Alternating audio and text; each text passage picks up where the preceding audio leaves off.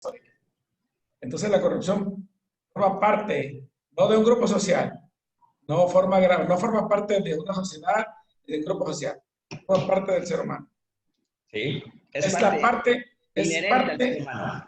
Es parte del instinto de sobrevivencia, parte de la sagacidad. No hablemos de un comportamiento inadecuado de valores morales. Ojo, es imperativo entender. Para no caer en la trivialidad cotidiana de entender una cierta parte o pretender creer que es una cuestión endémica de una sociedad empobrecida de valores. Va más allá de eso. Claro, claro, claro. Es entendible también esa situación y es perfectamente conocida. Hablar de, cuando hablamos de conductas desviadas y hablamos de temas de corrupción, es parte del ser humano, es una cuestión inherente al ser humano. Es como el buen y el mal pensamiento. O sea, esa lucha interna que siempre existe en la psique o en la parte de la mente del sujeto, de todas las personas, ¿sí? ¿Sí? Y eso no es algo que nos tenga que asustar o que en su momento dado nos tenga que mover. ¿Sí? De acuerdo. Al contrario, yo creo que estamos aquí para comprender, para ampliar el concepto, Sí. para entenderlo.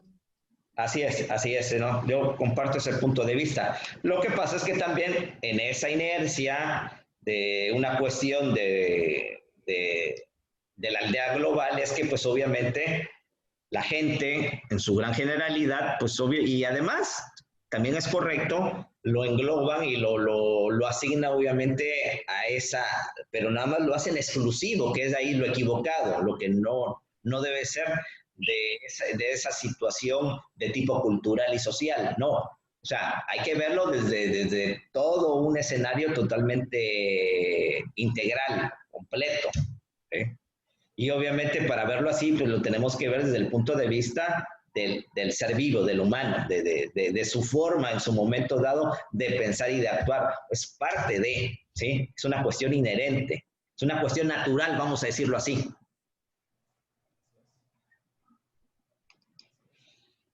Bien, para ir concluyendo sobre esos elementos o situaciones que inciden, en este caso, a los estados o a las autoridades en materia de seguridad pública, pues podemos hablar también de la desconfianza ciudadana, ¿sí?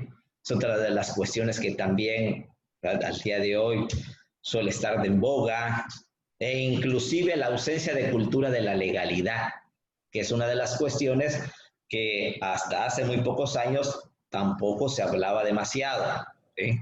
Tampoco se decía mucho de esto.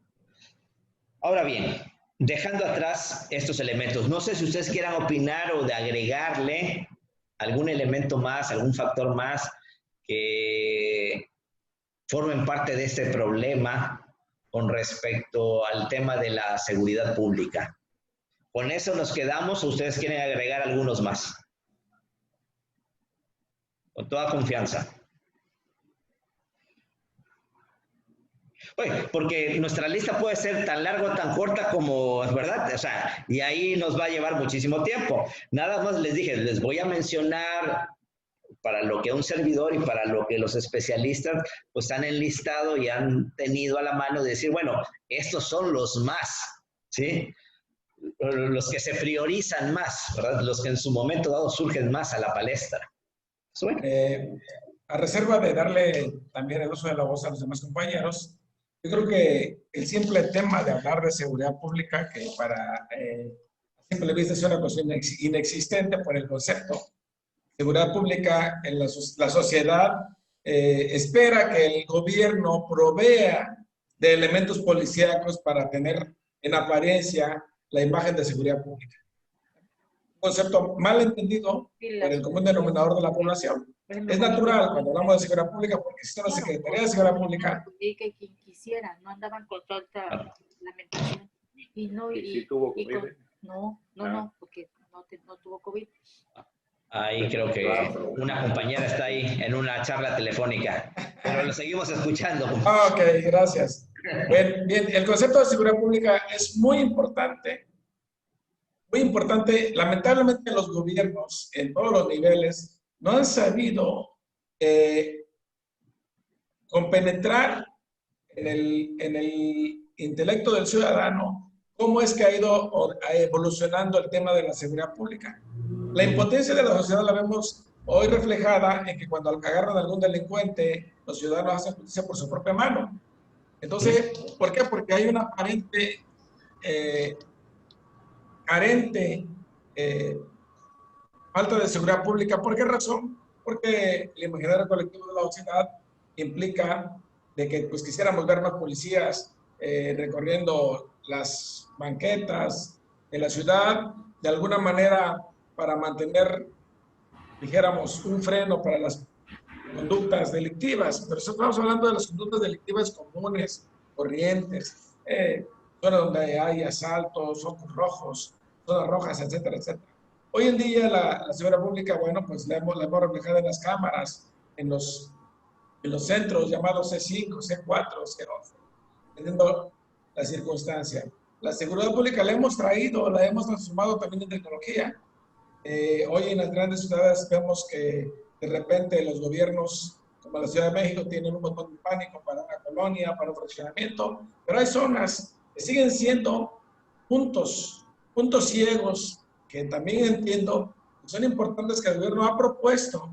¿Para qué? Pues para poder también mantener el ingreso en base a estos puntos o zonas rojas de inseguridad pública, porque también son necesarios para la nación.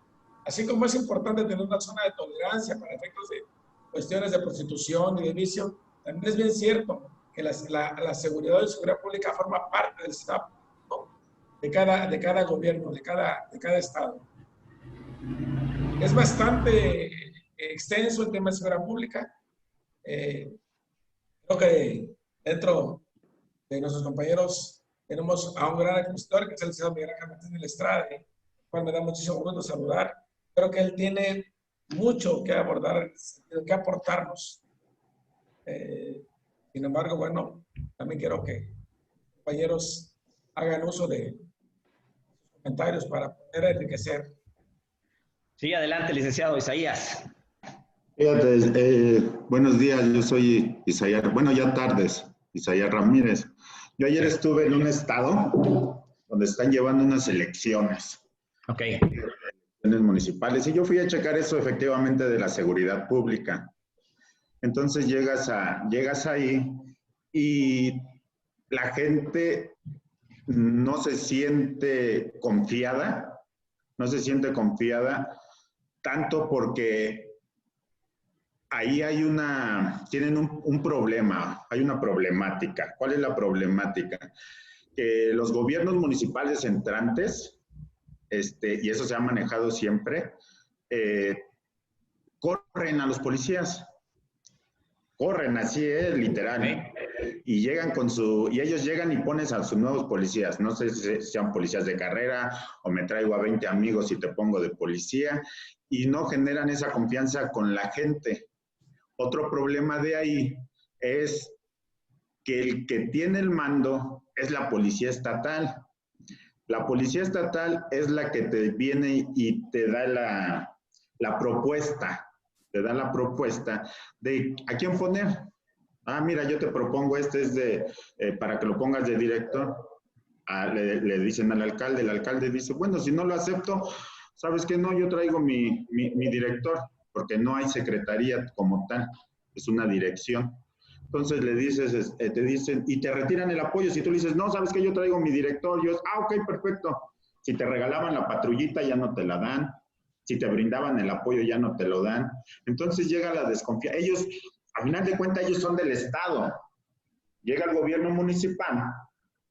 Entonces, más con el pueblo. Y llega el gobierno. Lo que pasa, que a final de cuentas, pues ellos no conocen al municipio, al pueblo, y ahí es donde se genera la desconfianza de la gente hacia su policía.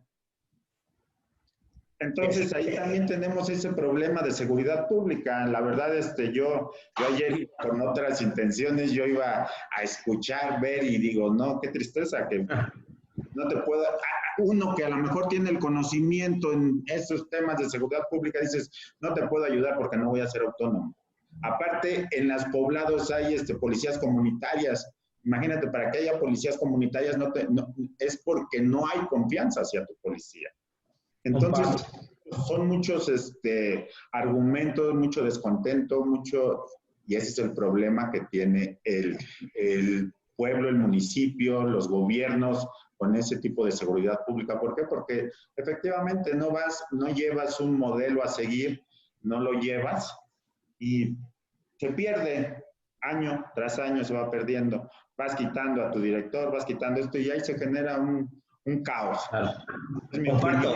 Yo viví el día de ayer. Comparto su punto de vista, de ahí que un servidor hice la citación, ahora sí que de la desconfianza ciudadana. Creo que fue la penúltima situación que mencioné como problema que llega a afectar a la seguridad pública.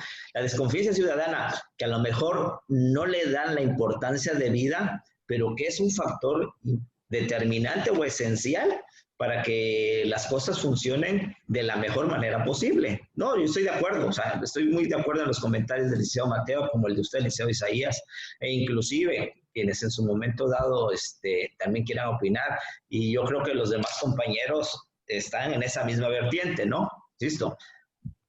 Coincidimos en ese tipo de situaciones al respecto. Muy bien. A ver, ¿qué tipo de consecuencias económicas y sociales llega a darse o a producirse en un sistema penal? Estamos ya sobre este camino, ¿sí? Sobre esta perspectiva. Quizá que también a veces las personas no lo consideran de esa manera, no lo perciben de esa manera, o no lo entienden de esa manera. El mayor impacto es ideológico. Las teorías sobre el sistema judicial han marcado o han producido una idea acerca del individuo que delinquía, separando el hecho criminal de la estructura económica y capitalista en la que en su momento dado se comportaba, llegaba a vivir. Les comento, ya sacó el licenciado Mateo el tema del país vecino del norte. En los Estados Unidos, las consecuencias que tiene actualmente la justicia penal es mucho mayor, ¿sí? Por ejemplo, si el país tuviera una tasa normal de detenciones, el desempleo sería 2 puntos más altos de esto. Ahora bien, es importante cuando abordemos con posterioridad en las siguientes fechas, entender y sobre todo asimilar ciertas ideas del sistema penal, pero sobre todo recordar aquellas que en su momento a lo mejor no tengamos presentes de finales del siglo XIX y cómo se fueron transformando a lo largo del siglo XX. ¿Y qué es lo que está pasando en este caso del tercer milenio o de los tiempos actuales? Todos los procesos de cambio involucraron una crisis en la estructura y los valores del viejo sistema, que coincidió tan a la mano con la crisis del capitalismo industrial. ¿En qué parte del mundo, sobre todo? ¿O en qué zona? En Inglaterra. Con el decrecimiento de los pobres, el desempleo y el aumento del poder de los sindicatos, aparece el manto de la seguridad social.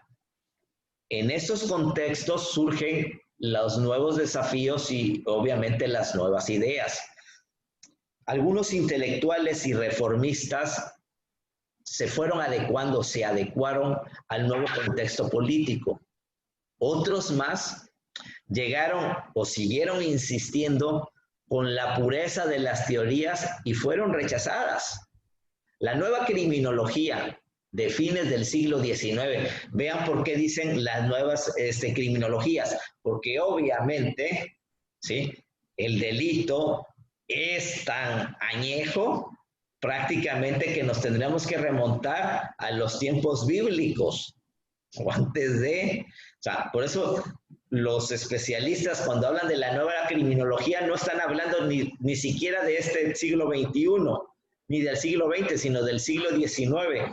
Esa criminología de ese tiempo o de ese siglo XIX fue muy crítica del mercado y de la estructura social, pero las partes del programa que se implementaron en su oportunidad se enfocaron sobre el individuo cuando proponía cambios al nivel de la comunidad y de la familia, algo de lo que en su momento dado creo que así debe de ser y lo debemos de entender más ahora. O sea, no tan solo ese es el individuo.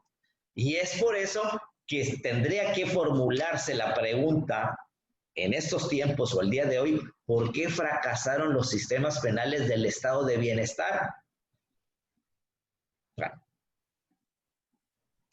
En sí, las naciones que tienen un estado de bienestar potentes y bien fundados tienen menores niveles de criminalidad y de violencia en comparación con aquellos que es más débil.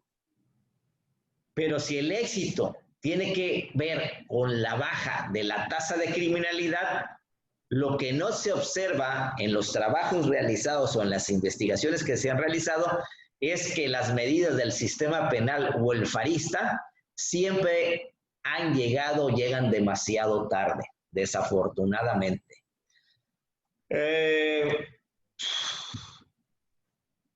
Desde fines del siglo XIX y hasta 1970, hace unos momentos aquel tema de los grupos armados de inicios de los 70, la mayor parte de los penalistas combatieron estas ideas.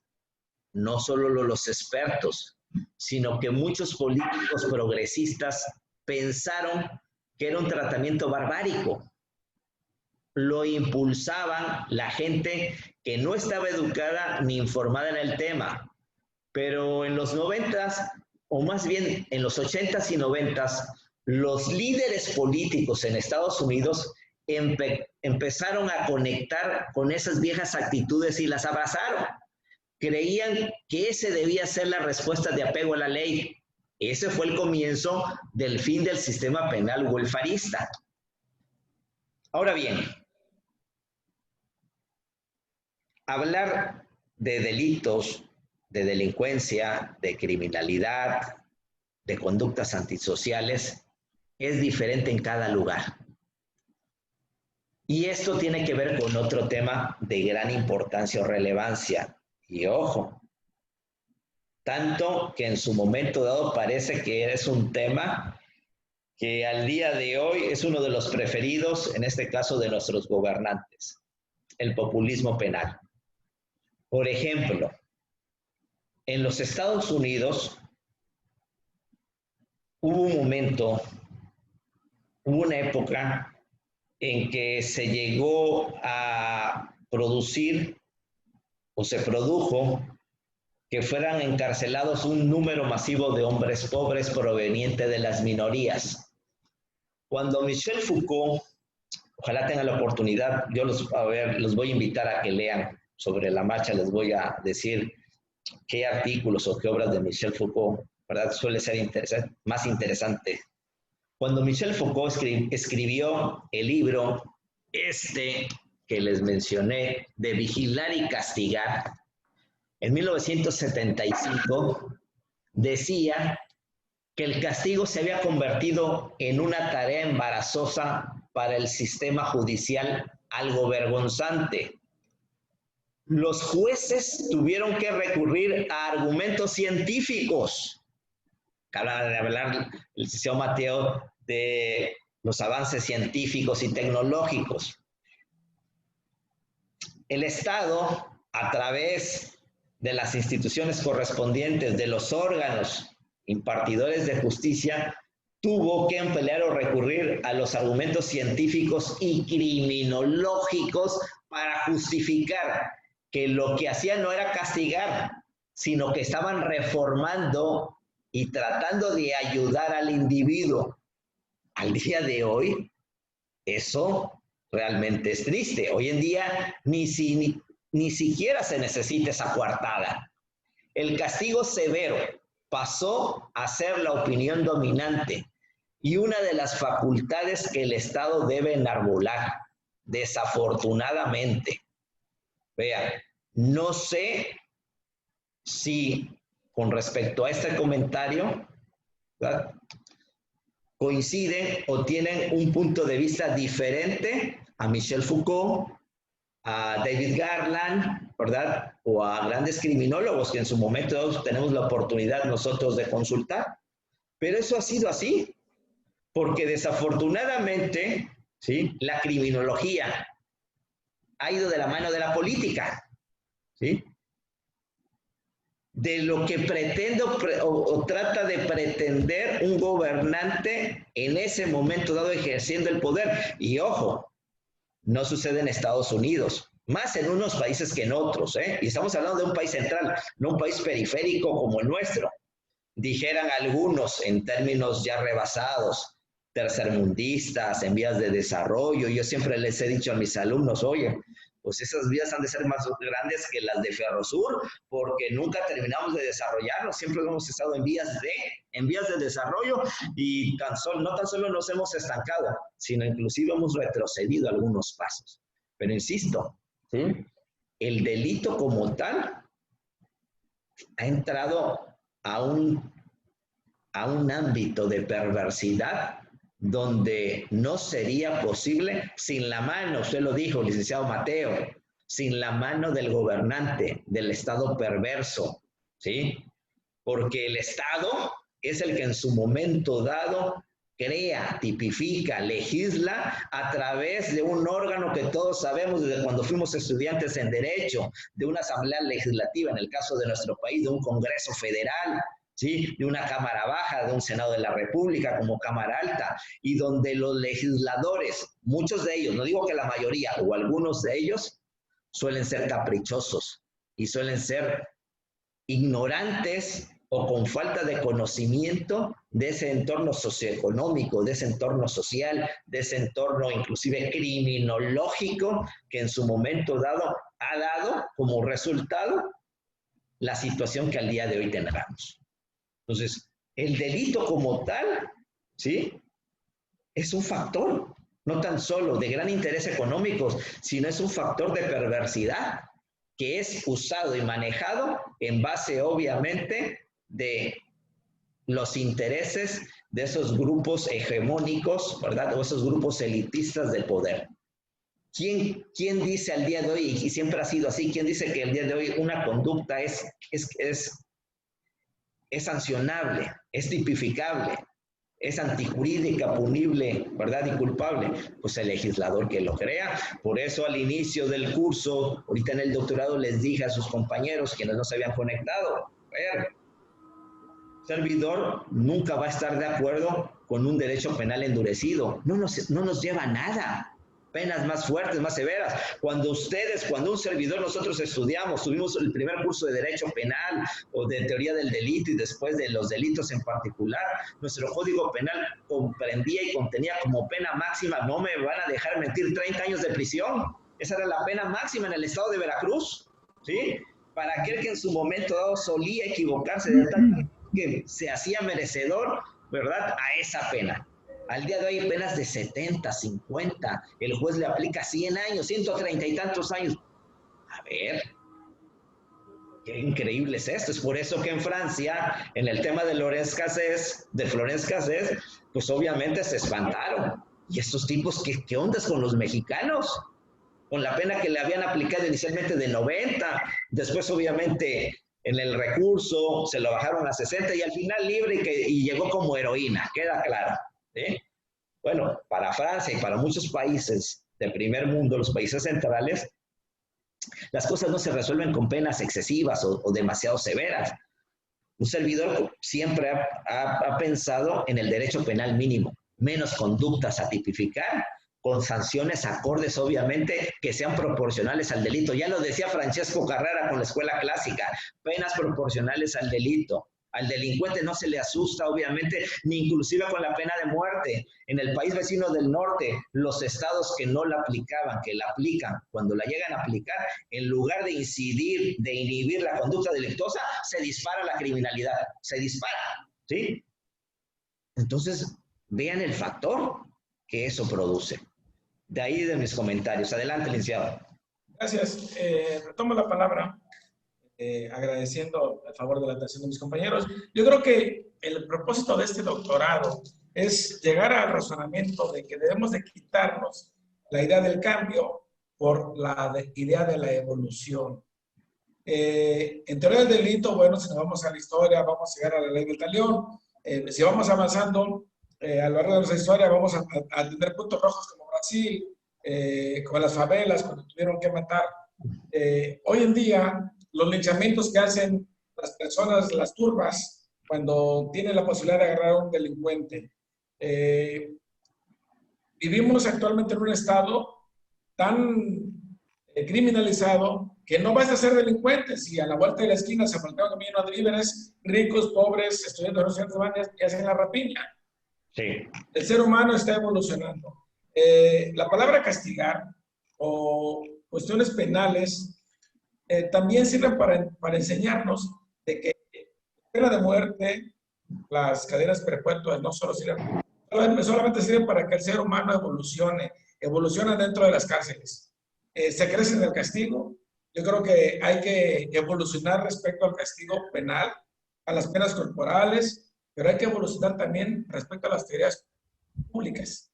No proponer cambios, porque ese es el grave error. La población quiere que alguien venga y como por un acto de magia le cambie todo lo que ya está existente. No, hay que implementar la idea de la evolución, porque vamos creciendo con la tecnología, vamos creciendo con todo lo que nos depara nuestra realidad social. Vamos evolucionando. Yo creo que tenemos que ir proponiendo, como juristas, como abogados y ahora como estudiantes de este doctorado, lo que yo considero pertinente, que es de evolución, el cambio para poder entender las conductas sociales, antisociales y todos los temas que hemos venido tocando.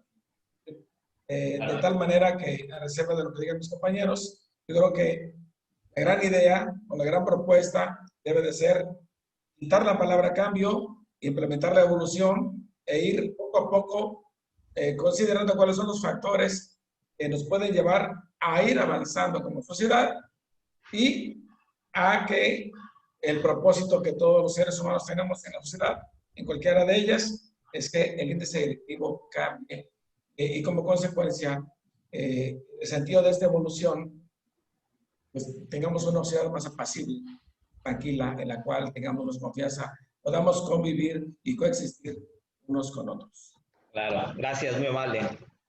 ¿Algún otro punto de vista? Licenciada Lourdes Janet, ¿se fue a dónde? Al centro comercial, que ya no la veo ni la escucho.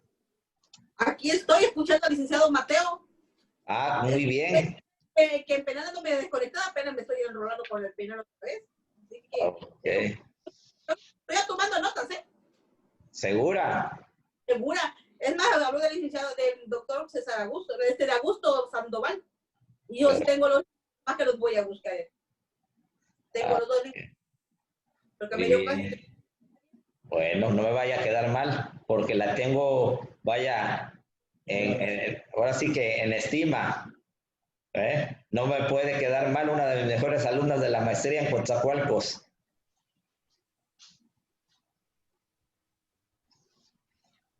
Bien. Las dos, las dos. Las dos, y la hermana, no escucho a la hermana, ¿dónde la dejó? Lo que pasa es que tiene está dando clases en la universidad. Está bien.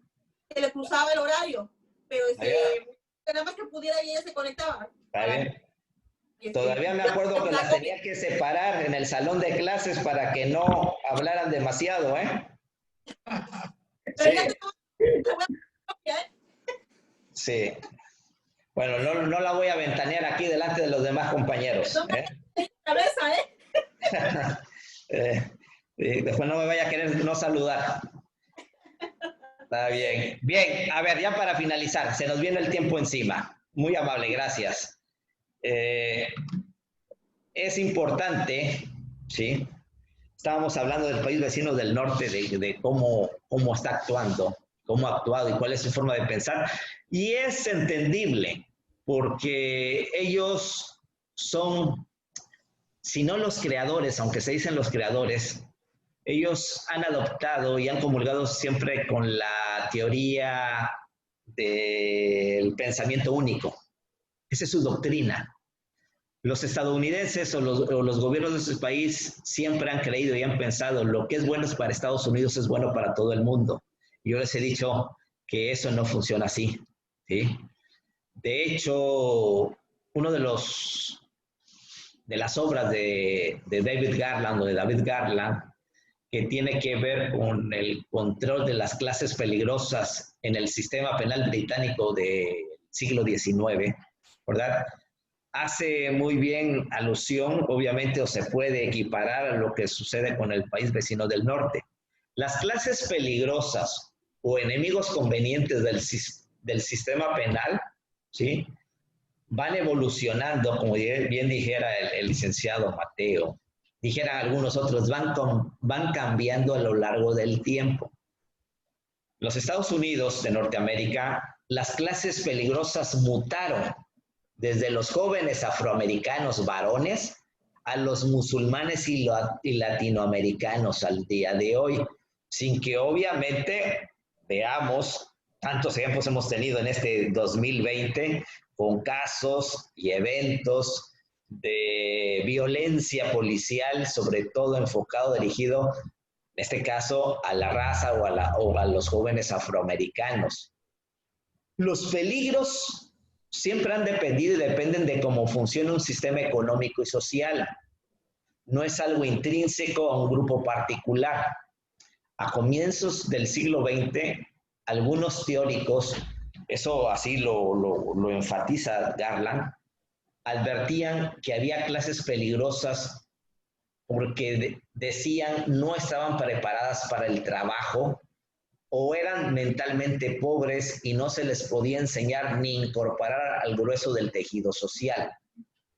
Hasta que ese país o hasta que el país entra en guerra y toda la población es incorporada al ejército o a las filas de empleo, es que esto pues, obviamente empieza a marchar de una manera más interesante. El problema de que había una inadecuación al trabajo y de pronto desaparece. Y ojo, tenemos el caso de Argentina y su tasa de encarcelamiento que aumenta cada año y las prisiones cada vez están más desbordadas. La prisión preventiva predomina en ese país, pocos juicios llegan a condena y los precios siempre están hacinados. El debate suele pasar, obviamente, desafortunadamente, de manera única en que los delincuentes no están en la calle, de acuerdo a sus estudios y formación. Entonces, ese es un tema que en su momento dado no se ha podido resolver dentro de lo que es el ámbito de la seguridad pública. Yo les voy a decir algo, y eso es una gran realidad, no porque lo diga David Garland y porque lo hemos escuchado a Fernando Tenorio Tagle, un gran criminólogo. Fernando Tenorio Tagle, yo tuve la oportunidad de tenerlo como maestro, o como profesor en la maestría en Ciencias Penales, en la Universidad Autónoma Metropolitana en la UAM. Uno de estos libros es de él. Él ha trabajado mucho, él es investigador del sistema de justicia penal en la Ciudad de México. Tiene algunas obras. El tipo, ¿verdad? A lo mejor no caerá muy bien a muchos, a otros sí, no todo, pero en realidad es un tipo especial, su género. Y me acuerdo que una vez en el salón de clases nos decía, o nos comentaba, con justa razón, obviamente en alusión a los criminólogos, que efectivamente, partiendo del ejemplo de otra vez de Estados Unidos, y es un ejemplo que sucede no tan solo en Estados Unidos, suele suceder en México. ¿Quiénes son las personas o los grupos de personas más criminalizados? O a los que se les deben de criminalizar. La respuesta es inmediata, contundente, la clase menesterosa. Los pobres son la gente más criminalizados. Y eso sucede en Estados Unidos, sucede en otras partes del mundo y suele suceder en México. Y ojo, tiene algo que ver con el derecho penal de autor y no con el derecho penal de acto. ¿Queda claro? No es lo mismo enjuiciar o llevar a juicio ¿verdad? Un ejemplo, ¿verdad? A fulanito de tal, ¿verdad? Miembro de una familia prominente, ¿sí? A quien los quieran ustedes imaginarse, a un miembro de la familia Serviche, del grupo Bimbo, o de la familia Slim, o de cualquier otra familia, ¿verdad?, de las poderosas en nuestro país, que a Juan Hernández, ¿verdad?, por el mismo delito. ¿Quién cree que va a pasar o qué ha pasado? ¿Sí? Tradicionalmente o históricamente. ¿El comportamiento de la autoridad será el mismo de enjuiciar a Juan que a Pedro? ¿Verdad que no? ¿Sí? No es lo mismo. No es lo mismo. En todos sentidos. Hay un derecho penal de autor. Obviamente, regresamos a lo mismo, ¿sí? Porque por la misma conducta, por el mismo hecho, el trato va a ser diferente y el resultado muy probablemente también.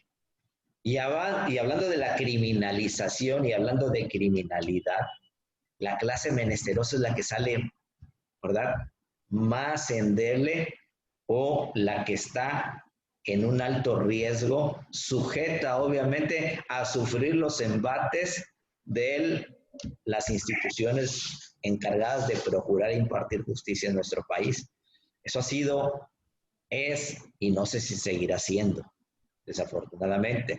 Es por eso de los casos que vemos, de los abusos, ¿verdad?, que han existido en ese país en los últimos meses, en lo que va del 2021, ¿cuántos casos de muertes y de abusos policíacos sobre los afroamericanos en nuestro vecino del norte? ¿Y dónde están los abusos? ¿Dónde se enfocan los abusos de las policías locales, municipales, estatales de nuestro país? ¿A qué grupo va dirigido regularmente? Bueno, ¿sí? Eso tiene no una respuesta, sino tiene varias respuestas. Tiene un porqué de ese comportamiento de ese grupo humano. ¿De qué grupo humano? De los cuerpos de seguridad pública, de los cuerpos de seguridad locales, ¿sí? Del porqué del comportamiento de la ciudadanía por la falta de confianza y de total desconfianza de esos cuerpos policíacos. ¿Por qué en su momento de las personas, al momento de detener al delincuente, se quieren hacer justicia por propia mano? La venganza privada del que hablamos, que además, sigo insistiendo, no por esos casos aislados, porque siguen siendo casos aislados, que el gran fin o propósito del derecho penal o del sistema de justicia penal fue ese. No tan solo proteger bienes jurídicos o tutelar bienes jurídicos, que son derechos fundamentales, que al entrar al campo del derecho o al juridizarse se convierten en bienes jurídicos, ¿sí? No. El gran propósito, la gran finalidad del derecho penal es que evitó el que la justicia sea llevada a cabo por los particulares. Ha evitado que las personas se hagan justicia por propia mano. Claro, alguien nos dirá y nos dirá, nosotros como abogados, pero estos casos han sucedido que en el colectivo, del sistema de verdad de transporte en México hasta hace poco, ¿sí? Sí, pero son casos aislados. Imagínense si no existiera, ¿sí?, un sistema de justicia penal que es el gran celador y guardián de todo un sistema jurídico y de un sistema político en cualquier parte del mundo, en cualquier estado, ¿sí?, de cualquier país. Obviamente que siempre vamos a tener, ¿sí?, esos aspectos que en su momento dado son negativos, ¿está claro? Pero creo que ahí también somos coincidentes. ¿Hacia dónde se enfoca la dureza del Estado en materia de seguridad pública, en materia de políticas públicas, ¿verdad? Tratándose de criminología, de criminalidad o delincuencia, pues obviamente en la gente más frágil, en la más débil, en los pobres. Pero eso sucede en Europa, en Asia,